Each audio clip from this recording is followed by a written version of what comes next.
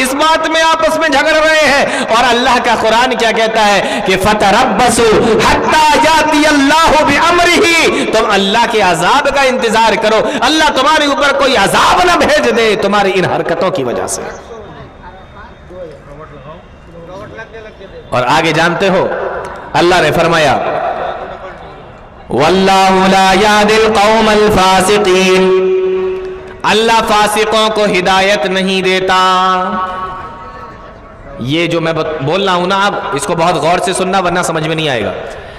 اللہ فرماتا ہے وَاللَّهُ لَا يَهْدِي الْقَوْمَ الْفَاسِقِينَ، اللہ فاسقوں کو ہدایت نہیں دیتا۔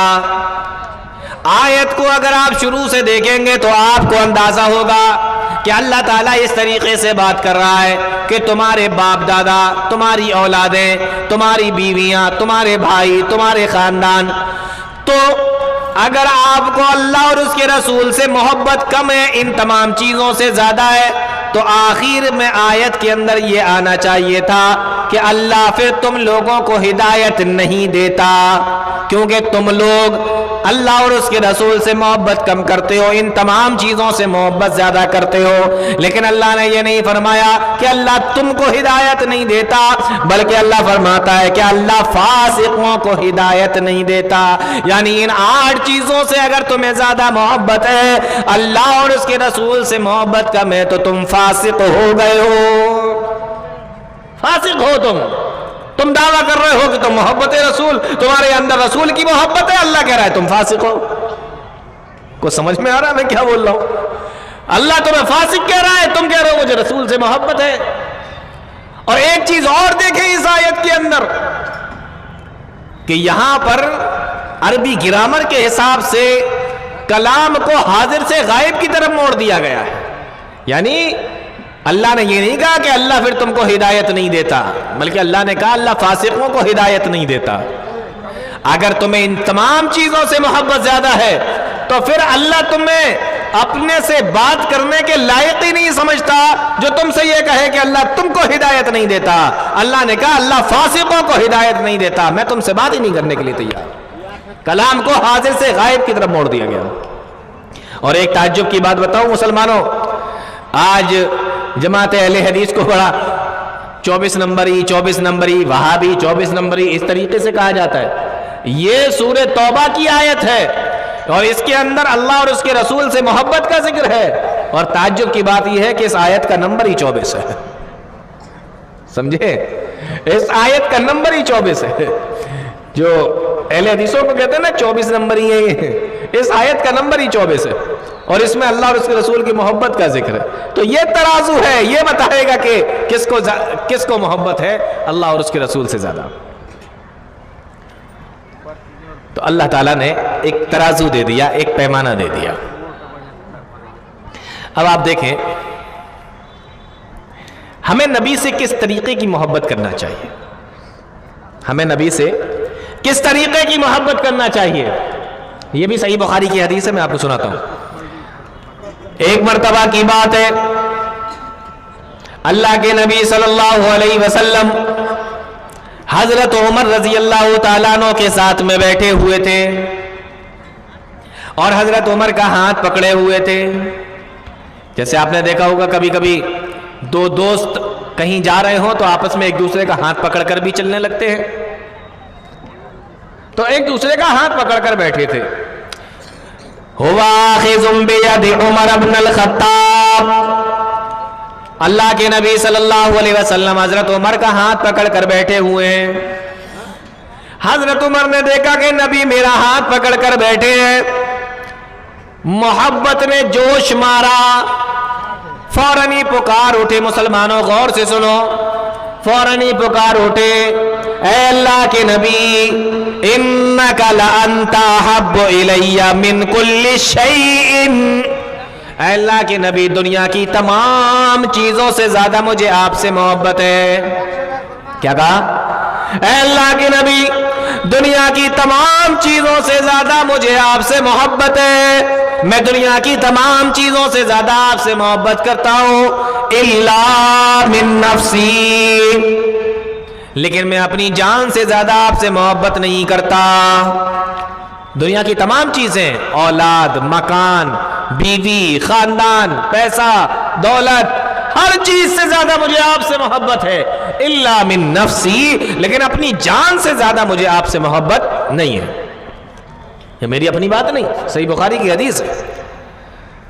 اللہ کے نبی صلی اللہ علیہ وسلم نے فرمایا لا والذی نفسی بیدہ، اے عمر قسم ہے اس ذات کی جس کے قبضے میں میری جان ہے، یعنی اللہ کی قسم کھا کر کہتا ہوں ابھی تمہارا ایمان کامل نہیں ہوا، یا یوں ترجمہ کر لیجئے کہ اے عمر ابھی بات نہیں بنی، یعنی تمہیں مجھ سے دنیا کی تمام چیزوں سے اور اپنی جان سے بھی زیادہ محبت کرنا پڑے گی.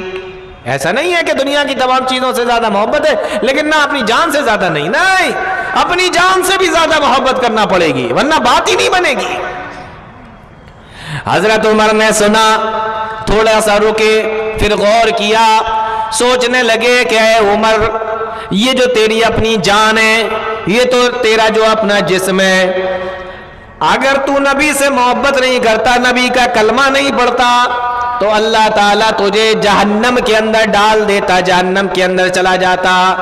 اب اگر تجھے جہنم سے کسی نے بچایا ہے، اگر تجھے اور تیری جان کو جہنم سے کسی نے بچایا ہے تو وہ جناب محمد رسول اللہ صلی اللہ علیہ وسلم ہے، جن کا کلمہ پڑھ کر تو مسلمان ہوا ہے.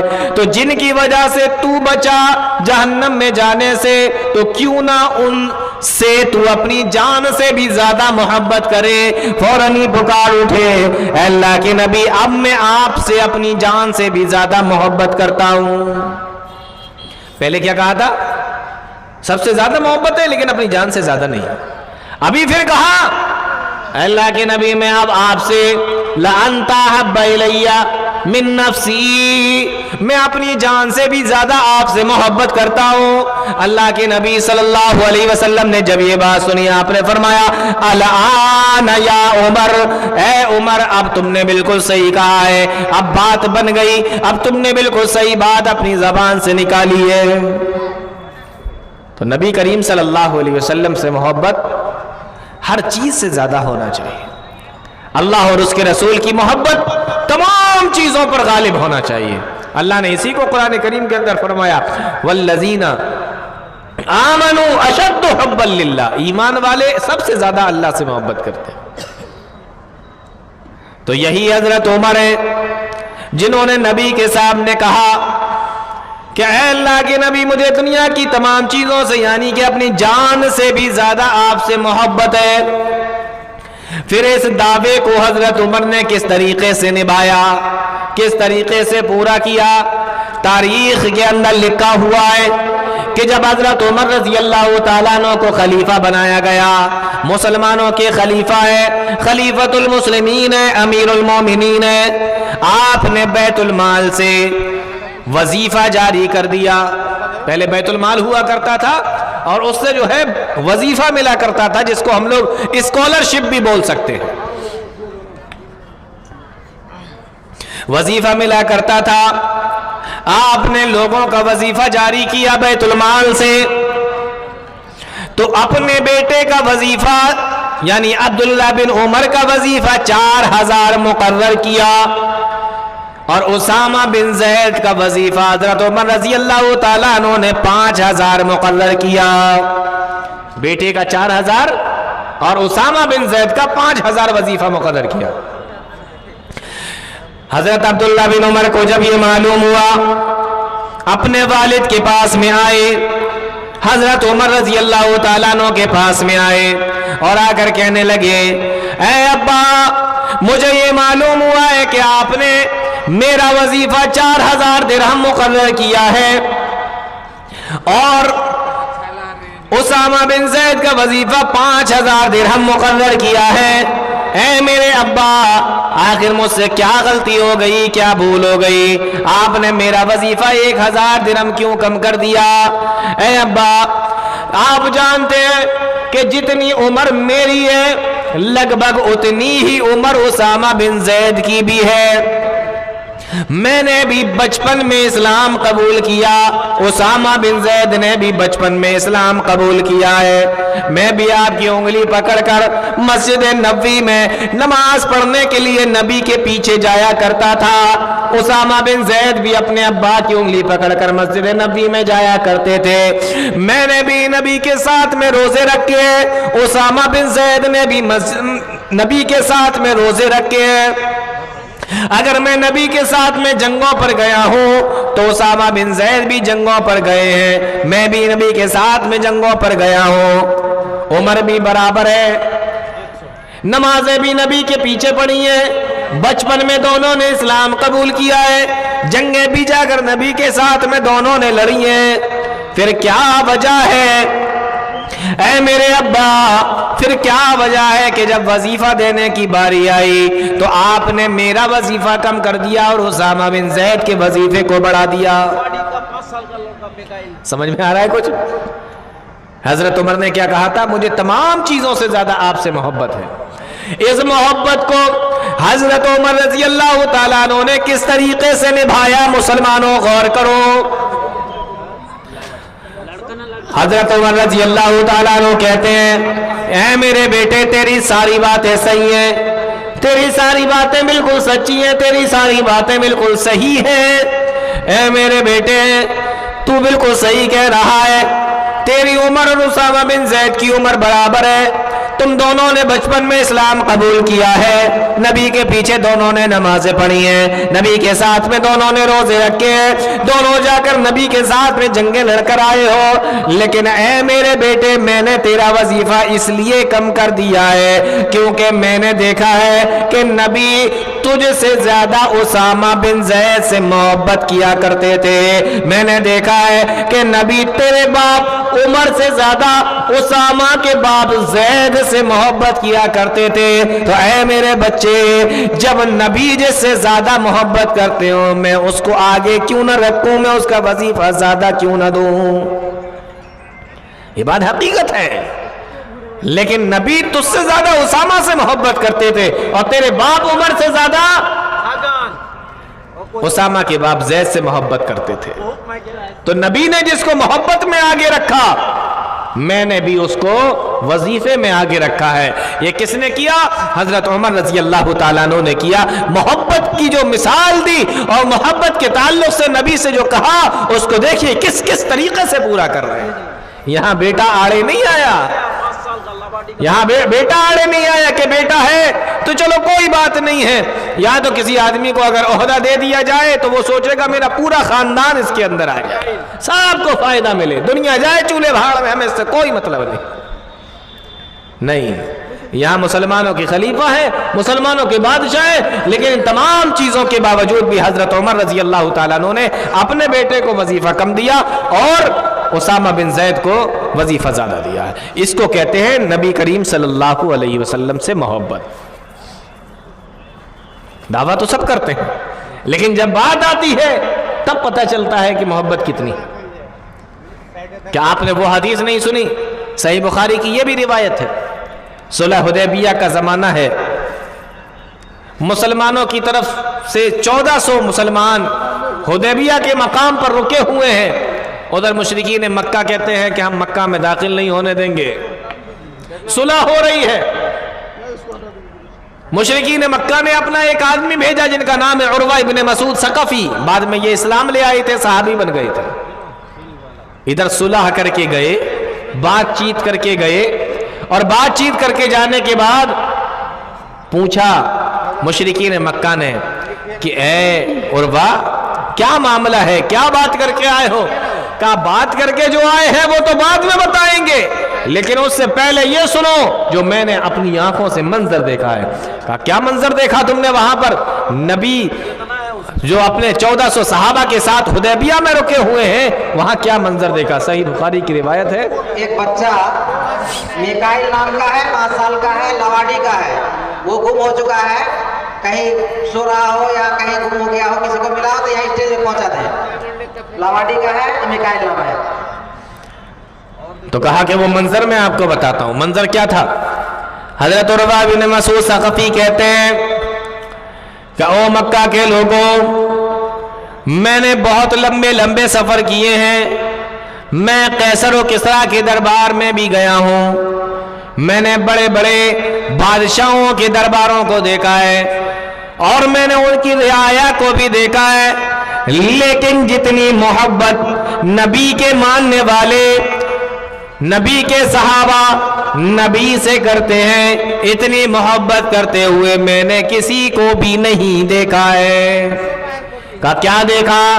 कहा मैंने अपनी आंखों से देखा कि जब नबी वुजू बनाते हैं तो मैंने देखा कि उनके वुजू का पानी जमीन पे भी नहीं गिरने देते, सहाबा अपने हाथ पे ले लेते, वुजू का पानी जमीन पे नहीं गिरने देते, अपने हाथों पे ले लेते हैं। इज़ा तवज़्ज़ा कादू यक़्ततिलूना अला वुज़ूइही, हदीस के अल्फाज हैं कि जब वुजू का पानी, नबी वुजू बनाते हैं तो वुजू का पानी हासिल करने के लिए ऐसा मालूम होता है कि अभी लोग आपस में लड़ पड़ेंगे, इतनी मोहब्बत कि वुजू का पानी भी जमीन पर नहीं गिरने देना।